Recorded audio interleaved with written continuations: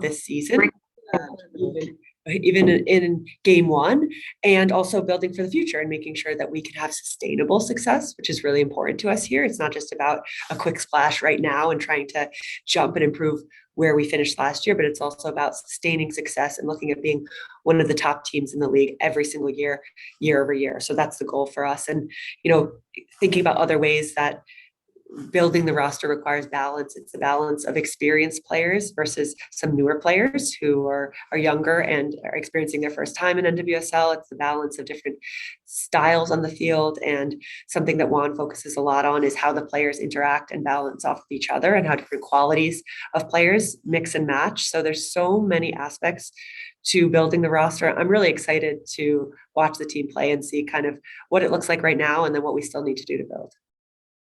Fantastic. We will start with questions. Again, media members, if you could please click the raise hand icon if you have a question. And then as I announce your name, if you could please provide your media outlet. We'll start with Nubia Finklin. Nubia. Can you hear me? Hi, this is Nubia with the Shea Butter FC podcast in the local W. First off, Ali Krieger's retirement. You most likely probably have played with her, whether it's at international level or club. So just your thoughts on Ali Krieger. Yeah, it's really interesting for me because now I've kind of come full circle. So I get to see Ali finishing her career this year. But really for me, she has been a role model, a teammate. She's been a captain on teams I've been on, and now seeing her this year and being a leader here in Gotham FC, it's been really interesting for me to watch her career over the years. And I'd say one thing that has always struck me about Ali is that she's a consummate professional. I remember when I was in college and kind of looking at trying to become a professional soccer player, Ali Krieger was someone who, she was already playing in Germany. She was a player I knew about because she had solidified herself as a player who was, winning Champions League and in these big games. And I would stream them and watch her because I thought, I might need to go do that, or that could be me one day. And so Ali was somebody who I always admired, that she had already built a really solid professional career for herself before she was on the national team platform and before there was even a league here for her to play in.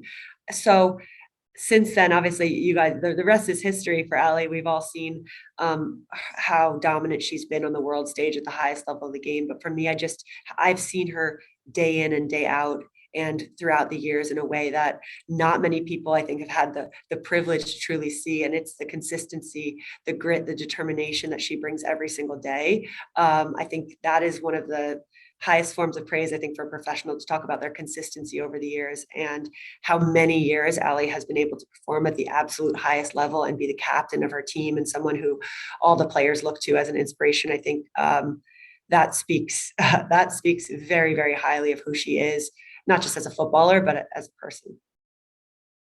Thank you. A reminder to our media to please click the raise hand icon if you have a question. We'll next go to Theodore Hughes. Theodore. Hi, Yael. Going back to what you were saying about balance of the roster, you've been there nearly 2 years. You had a coach pinched, you hired a coach, you sacked a coach, you've gone and got another coach. How much have those changes affected those long-term, medium-term, short-term goals when it comes to building the roster? Yeah, that's a huge part of it. And something I think that we have focused on, especially in this last 6 months at Gotham FC, is to start to define who we are as a club and what our culture looks like both on and off the field, and to define what lives here above me, above any of us having the conversation, that lives at the club level, versus then what aspect does the coach bring to the table and how do they impact the environment, and then how do the behaviors of the players play out, and so who is responsible for what part of the picture in terms of defining who we are and creating the look, the feel behind this crest. So we have done a lot of work in terms of defining what success looks like to us and who we want to be really big picture. But then obviously the coach is incredibly impactful in terms of the players who are going to be in favor, the style of those players, how they fit together, and the vision on the field. So for us, having consistency at this point is really important, and building off of also a structure that does come at the club level that will be here beyond any of our times here. So I think it's been a very interesting time, and I've learned a lot through all the different phases of who we've been so far here at Gotham FC. And I'm looking for us to now build that foundation to really add layers to. And I think it's going to take some time to add those layers, but it's really exciting work. And the team has been loving the direction of Juan and the coaching staff, and they're really excited. And the feedback I continue to get is that it's really clear what the expectations are, and the players are all really bought in to trying to meet those expectations and even exceed them. So we have a great direction right now that I'm really excited about. Thank you. A reminder, please click the raise hand icon, and when you're called on, please share your media outlet. Next, we'll go on to Sean McCaffrey. Sean, your line is open. Quick note, I noticed that you did request permission to record. We'll share a recording afterwards. Unfortunately, I don't have that power today, but go ahead with your question. Thank you for that, and thank you for taking some time with us. Recently, you were at a Red Bull game for women's empowerment night. You were there with the Riveters, another pro women's sports team from New Jersey. There were young soccer players all over the place between being brought out onto the field, escorting the players. How empowering was that for you? How energizing was that for you? Yeah, I think to me, the soccer community, and especially where we are right now, which is a soccer community I grew up in New York and New Jersey, is incredibly powerful. This is the community from which I have been empowered on a personal level to strive after and live my childhood dream. And for me to be in an environment that's celebrating the women who are both seeking to live their dreams, the young players who got to walk on the field, and then the current professional athletes and professionals in other fields, and to be celebrated surrounding the game is a really special thing. So I hope we can do that more. I don't think we need a women's empowerment night to do that every single night. But it was great to be there and to have the attention on it and to get to meet other top professionals in different sports. So I loved it, and also was happy we were part of Red Bull getting 3 points. All right, we have another question. Jenna Tonelli. Jenna, go ahead. Hi, Yael. Thank you so much for taking the time today. Quick question for me. You mentioned about, defining success, and obviously Gotham is kind of going through like a soft refresh from last year. So, what are you looking for from the team? Like from everything from the players to the coaches to the technical staff, front office staff, like how do you work to define what success looks like and kind of like redefine this identity of the club? Like anything, you have kind of the outcome part of the goals, and then you have the process part. And I think for us, obviously, we want to win games. We want to win games. We want to see this club at the top of the table. Anything less is disappointing. We're very competitive, so we want to win. But the reality is, in this league, and with how competitive it is and how competitive professional sports are, really the way we want to do that is to focus on the correct things day in and day out. And for me, watching the team and watching the staff come together, it's about us continuing to work in the same direction and to progress day after day. So for me, I'm looking for progress. I'm looking for a really great starting point, but how is our staff coming together? How are our players coming together? And game in, game out, can we see improvement week in, week out? How are we getting better? And how are we building those layers? Quite often we see in NWSL, you have these ups and downs, and for us to continue to go in the positive direction with progress is the most important thing. And I really believe that the results will come from that. Excellent. Well, that is, I think, our last question. Last call. Any additional questions for our general manager and head of soccer operations? Oh, last one from Theodore Hughes. Oh, I think we lost his hand. Theodore, did you still have a question? Yes. No, I was just going to throw in there, just because everyone's talking about it. Have you played FIFA yet? And have you played as Gotham? What does your Gotham team look like on FIFA? I cannot play as Gotham. I cannot play FIFA at all. I'm so bad that I wouldn't dare try to maneuver any of our players and have them at my mercy of a game. I'm just a bad gamer. My husband, I will say, is is the FIFA junkie in the household, and I have to get his take because I've seen some very funny things on Twitter about players commenting on how they look on FIFA, but I actually want to see him play with the teams and see who he thinks is good. And of course, he needs to represent Gotham FC on behalf of our family, because I should not have anything to do with that. Thank you for your time, Yael. Yeah, thank you all.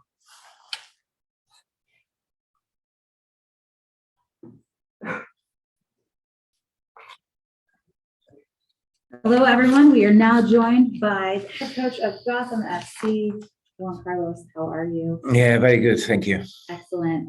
We have some journalists who have questions, so we will jump right into it with Jenna Tonelli. Jenna, go ahead. Hello, Coach. Thank you so much for taking the time. This is Jenna Tonelli with Equalizer.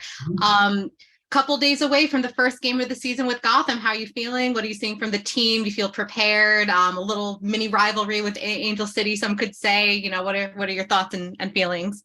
Well, very excited that this finally is here. You know, I think the team is ready. We've been working fantastically well for this month and a half, almost 2 months, and I'm really excited about our debut and starting this new journey with exciting performance, and at the same time with hopefully 3 points. Huh?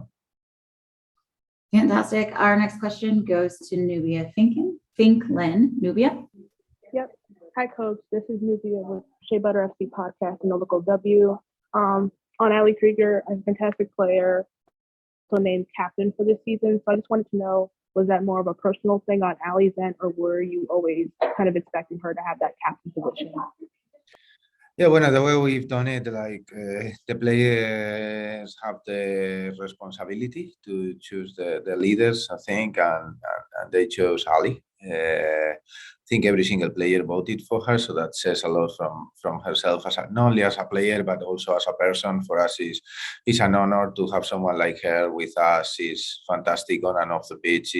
She's a true leader, and I'm very, very happy with her. She's in a very good space on her football and on her head, like ready to embrace this new challenge. You could see as well on her talking today how exciting she is about this season, and for us to share this last part of her journey with her. And it's fantastic. You know, I think having players like that have changed the game, like what she's done in the women's game, and have achieved so much, and still have the hunger and that desire and that passion to go out there every day to lead with by example. It's an honor and a privilege, and we're very happy, all of us, my coaching team, the club, her teammates, that she can hopefully help us to at this moment in time win that game on Saturday. You know? A reminder to our media members, please click the raise hand icon if you have a question. Also, when called upon, please provide your media outlet. Our next question goes to Steph Yang.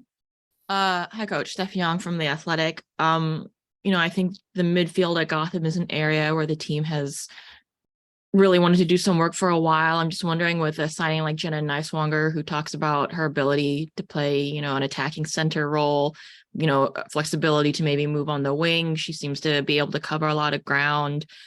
After getting to see her in preseason, how do you feel about, her ability to perform in that midfield right away? Yeah, well, I think she's again a fantastic player that we know that maybe lack of experience at this level because she hasn't played one NWSL game. It doesn't show at training or in the games we played against other NWSL opposition. She's a very intelligent player, can be very versatile and play in the middle or play, as you say, on the side. And she's definitely someone that has impressed everyone in this preseason and someone that is like her teammates competing really hard to be able to be on that football pitch on Sunday. She's got a fantastic ability, a fantastic understanding of the game. On top of that, despite not being the biggest player, she's aggressive, she's intelligent and is a good defender as well. So it's someone that we're very happy with and that we really want to help to grow in this game. Our next question goes to Jeff Kassouf. Jeff, go ahead. Hey, Coach. Jeff Kassouf with the Equalizer. New York, LA, it's kind of been hyped as a brewing rivalry maybe, and I'm just wondering maybe how important you think that is in terms of, a pro sports league having those big markets be, have those rivalries, and do you allow yourself to get involved in that in any way, or do you try to ignore some of that? Well, obviously, New York and LA are two of the biggest cities not only in America but in the planet. No? So that's obviously something that in this case we are proud, or we have the pride to defend New York in this aspect, and we're gonna do everything in our hands to make sure that we go there and perform. And I love a rivalry, like if you look at my career, I've been in Spurs against Arsenal, that was massive. Then Betis and Seville, it's something that you need to live it to understand it. And now for me to be both in New York against LA is something that is also special. But for us, it's another game, and we don't really look at the opposition like, oh, we really need to win this game and not the next one. For us, every game, we go into every game like with a final mentality. We know that to get to the end of the journey or the end of the path, we need to go step by step. And at the moment, that step is in LA. It's a fantastic place to make our debut. Obviously, we will have loved to do it in front of our fans. That will have to be next week. But going there, the atmosphere in there is brilliant. I think it shows the growth of the women's game, not only in this country but in the planet. And we're really looking forward to experience that. Hopefully, come away like we're working for to get those 3 points, and that will mean that we win the game. And just tactically, how much have you been able to prep? I mean, this league, in preseason can be, well, maybe even in regular season can be a little bit secretive, right? Like, I mean, they played a game that was streamed against Club America. They looked like they were in a different shape than they typically played last year. What are you kind of expecting out of them tactically? Yeah, well, we know that they have players that really, they are very good with the mobility, exchanging positions. So we are ready. I believe that we're ready for any scenario. We've worked in a lot of different situations to understand that in our style of play, and through that style of play, being able to impose what we want to do to the opposition. Obviously, you play against a rival, so you always need to be ready for what they propose. And we've done that. While we focus the way we work, we really focus on us, try to make sure that we know our jobs in every aspect of the game: offensive, defensive, transition, set pieces.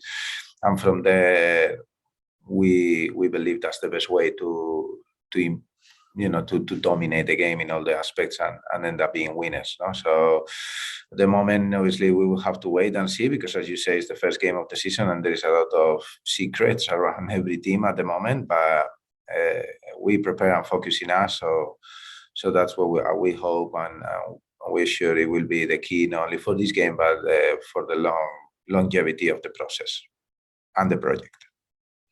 All right, our next question will go to Gary Gibson. Reminder to journalists to please click the raise hand icon if you have a question, and to introduce yourself and your outlet. Gary.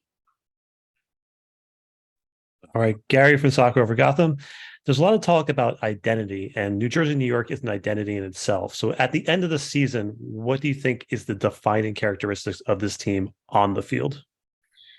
Well, we want to be a team that is offensive, team that is solid, and a team that is aggressive, and a team that has versatility. So if we can show those 4 aspects, and those are the pillars of our game, and we can show that in every game and in every match, and be recognizable for the way we do things and the style we play and how we want to do things. I think it will be a success, because if we are able to install those and the people to understand their roles and their responsibilities, then the team will be exciting to watch, and I believe we'll win more games than we lose. Our next question comes from Cameron Albert. Cameron? Hey, Coach. Cameron Albert, Hudson River Blue. You talked in preseason about implementing your vision for the team, starting in defense and then kind of moving forward. Is that at all how you want your team to work with the ball, kind of moving out from the back? Yeah, of course. Like, we work on 4 different zones. We try to understand what is required on each of those zones in order to penetrate the opposition and score goals. And the same way on the the defensive side of things. Of course, if we have the ball at the back, we want to get the ball forward to score. How we do that sometimes is determined as well by what the opposition is giving us, but we definitely got some tools to be able to penetrate and understand where we want to be effective in terms of looking at what the opposition is throwing at us in order to be successful. We got the plans for it, we got the players for it, the players understand the roles and the responsibilities, and it's a question now of making sure that we're able to do it on the pitch. Our next question goes to Theodore Hughes. Theodore? Hey Juan, how you doing? Hey, How's good. the fam? Good Yeah, to see good. you. Good to see you, Theo. I wanted to know what sort of, sorry, I'm so sorry about that dog. Juan, yeah, I want to know what metric you were sort of most impressed with from the beginning of preseason to now that you've seen from the team. What kind of thing they were able to take on that you wanted to see from them? I think you mean by metric, you mean something on the pitch or off the pitch, or? Oh, it could be either. It could be either, just sort of an idea, tactical or community based that you wanted to see. I think for me, it's been the attitude from the players to, from day one, understand what is required from them, and they're buying into what's required in every aspect, starting obviously from the tactical side, which for me is normally the most important one, going technical, physical, what we do as a group, what we do individually in the units, in the partnership. So we've been able to work together a lot. Obviously, we went to Florida, which gave us a lot of time with the players, double sessions. It was tough because it was obviously pre-season, but at the same time, we were able to install a lot of those principles. But I think the work that the staff, the club, and the players have done in order to everyone push in the same direction and get to this point where we are, where I'm quite happy of the point where we are. Then it's been fantastic, and that's come individually from the attitude of everyone, especially the players, because we have some very experienced players, some younger ones. Everyone has been really, really pushing to understand, to ask, to work hard to make sure that those concepts come on the pitch, but then also off the pitch. The environment is fantastic. Everyone is really buying into it, convinced of that this way can bring us success. And for me, I told them today after the session, I thank them because it's really the closure of pre-season today. We travel tomorrow, so roster comes out today. Everything starts changing from that moment in time, and the team is ready. The team has worked really hard, and I'm confident that we're going to see a team that is going to start to be recognizable because of their style. All right, and it looks like we have time for 2 more questions. Sean McCaffrey. Thank you, Coach. Sean, Soccer and Island Magazine. Just a quick question for you. At this point, are you at or about where you expected to be in being ready for the games as far as everyone tactically, fitness, settling in your system? Yeah, obviously, as coaches, we always want to work more, but like the only way to see how ready you are is to start a competition. I think it's almost been 2 months where we've been training, playing some friendlies, and now it's time to perform on the pitch, on the biggest stage. And yeah, I think we're ready. I think we are up for it, and now it's come to enjoy. Obviously, it's those nerves of the first game, those butterflies in your belly, because it's been a very long break, and I think the team. I believe our team. I believe in the way the players have worked the staff, and I think we're ready. Yes. All right, and our last question will go to Jenna Tonelli. Jenna? One more from me, Coach. And again, thank you so much for taking the time. I don't know if you can give an update on Kelly O'Hara, but is it possible that we might see her play, or is it still too early for her this weekend? She's been doing really well. She's finally getting some minutes. She's traveling to LA with the team. Thank you so much. No problem. All right, one more snuck in. Last question to Gary Gibson. Hi again, Gary Gibson, Soccer Over Gotham. I'm curious, with all the new players coming in and players returning, how defined is your starting 11? And are we going to see a ton of rotation, and is it still experiment for you? Well, it's difficult. It's difficult because when you have so many players performing at high level, how we had, it makes your job much harder. And obviously, there will be a lineup of 11 players playing on Sunday. Does it mean that it's gonna be the final lineup for the season? Obviously, no. Like, we work on the basis that every player needs to earn their position, and that happens on regular basis. And I believe that in order to be a winning team, you need to have a competitive environment at training. That's what we're trying to create. And at the moment, there are players performing a little bit better, players performing a little bit less, then it changed. So what we're trying to create is that sense of meritocracy. I don't know if that's a word in English, or of justice, that the people that perform the better, the people that work the hardest, that is able to apply the concepts to be there for the team, are going to be probably the ones that play the most minutes. And it doesn't matter what's the name of the back of your shirt. It doesn't guarantee that you're going to be on the pitch. What is important is the logo at the front, which is obviously the New Jersey, New York, Gotham FC, and that's what we need to defend. So we're gonna make sure the people that goes out there every weekend or every midweek is the best possible. And at the moment, again, I have to thank my players for making my job so difficult. Sorry. Thank you so much, Coach. That's all we have for you today. People keep me. I got you. Hi, Ali, Jenna Tonelli with Equalizer. Thank you so much for taking the time. Congratulations on your big news. I did see you on CBS this morning. So 2 questions. So 1, how early did you have to get up for that? And 2, how did it feel to kind of be making that announcement? Obviously, you've processed your emotions of telling your friends and your family and making the decision, but, now telling the world and your fans that have been with you for so long. Yeah, I just decided today, actually. I just woke up and was like, you know what? Call it. No, I'm kidding. I woke up at 5 and I left the house at 5:15 to get, hair and makeup ready. So we were probably the first ones in the building at CBS. But no, I had a great morning, and it was, they were so welcoming, and the whole set was great, and the staff there, and obviously Krista just making it very, smooth and professional, and it just was very easygoing and an exciting morning. All right, our next question is to Meg Linehan. Meg?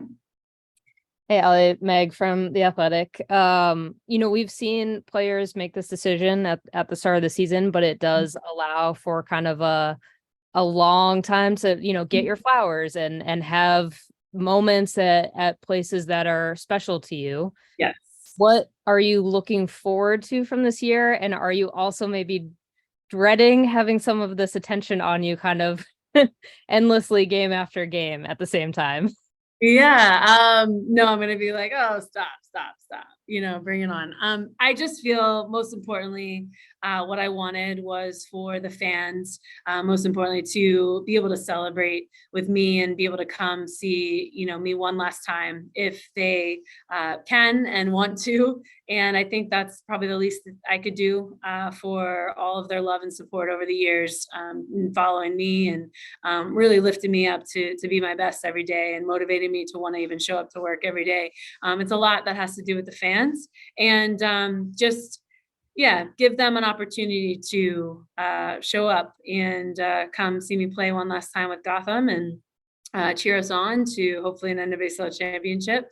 But also, when I say it out loud, you're putting that into existence, and I'm making it real, so to speak. And I've been thinking about this for a while, and it just fits. I know a lot of athletes, talk about this moment in their career where they're like, well, you just know.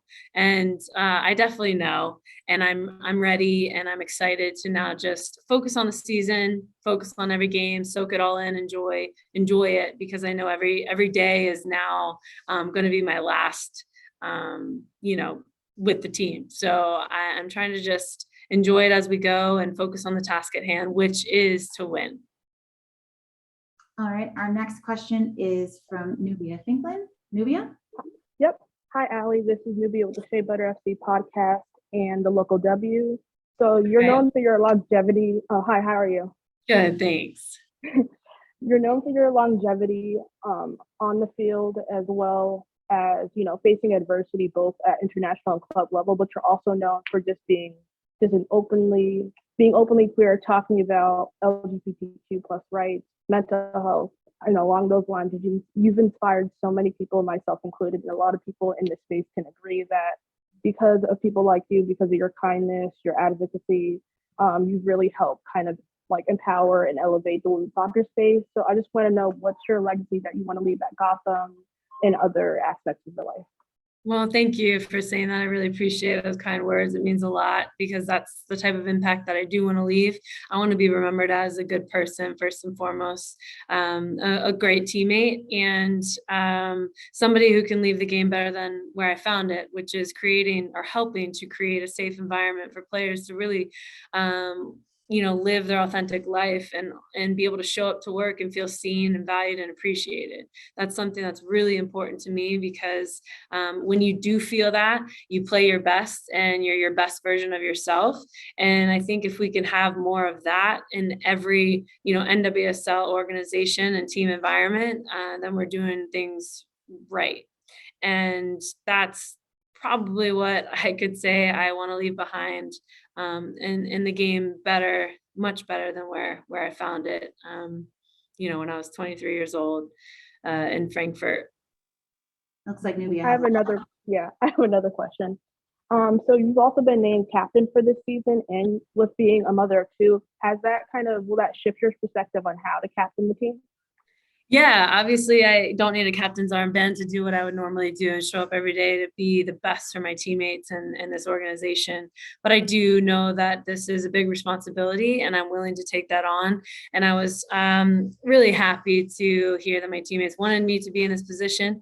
But I know it's a direct reflection of how successful your team can be. And so I don't take that lightly. And I am going to do everything in my power, both on and off the field, to put our team in the best position to be successful and win a championship, because that is the goal every single year. And this year is no different. Just because I'm captain, there's many leaders on our team and we're fully capable, any one of us, to really get the team in the direction that we need to go and be successful. So that is what is the plan. And we're all bought in and ready to start this weekend. All right, media members, if you have a question, please raise your hand. We'll get you in the queue. And then as we're calling out your name, if you could please identify your media outlet. Next up is Gary Gibson. Gary. Hi, Gary from Soccer Over Gotham. Hi. Gotham brought in a player that you're very familiar with on the back line in Kristen Edmonds. So what can you tell us about her and your partnership this season? Yeah, and Kelly O'Hara. I've played with both of them, which is so exciting. I was so thrilled that they're both joining the team. And so Kristen Edmonds, she obviously had a phenomenal season last year, and I played with her for a handful of years at Orlando. I have a lot of respect for her. She's a really good player, a great person, and she's just elevated the team tremendously when she decided to come here. She actually called me. I don't know if anybody knows this, but she called me before, she decided to come. And so everyone's welcome that she signed, because I gave her a few words of encouragement and told her that she better. I probably won't ever talk to her again. No, all jokes aside, she was really excited for the opportunity and obviously can't wait to get back, hopefully, to a final and this time win. And so I know what to expect from her. She's very consistent and she's confident and she's doing really, really well. And so I'm excited to see her, wearing the Gotham colors and next to me again out on the field. All right, reminder, please click the raise hand icon if you have a question. Next up, Sean McCaffrey. Hi, Sean from Soccer Long Island Magazine. Great to see you. Hi, Sean. Thank you. You're welcome. I'm just wondering, this is going to be your farewell tour. What will be the most difficult, the most meaningful place that you will visit to play an away game that will affect you the most, that you'll have more people? I'm guessing Orlando, but maybe somewhere else. Yeah, I think both Orlando and DC. Great question. I think DC just because that's my hometown and a lot of my best friends who have been there since day one, since my high school days, they'll be able to be a part of those matches there that we play in DC, both Challenge Cup and then regular season. And so I think they're really, really excited. So we have a great Gotham cheering squad, at the DC game. And then, I played in Orlando for like 6 years, I think. My wife's family is from Florida. And so we've built a lot of great friendships as well, along with her family that are there. And my mom lives in Florida. So we have a really great crew there that it'll be nice to, and we're still close with some of the, supportive staff within the organization and the players. So it'll be nice to go there as well and celebrate. I think those two will probably be the highlights this season. All right, last call for any final questions for Ali Krieger today. Looks like we have Steph Young has one. Thanks for that. Hi, Ali. Hi. Obviously you have a full season left to play out, so Yeah. maybe you're deferring any like reflection about the journey or whatever until the end of the year. But obviously Ashlyn is already, beginning her post playing career, working at Gotham. I'm just wondering what that discussion has been like between the two of you, where she's like, I can't wait for you to join me, or is she like, I see you and maybe I'll unretire. That's like, what's the conversation going on there? Yeah, she told me this morning, she's like, I just want to have my wife back.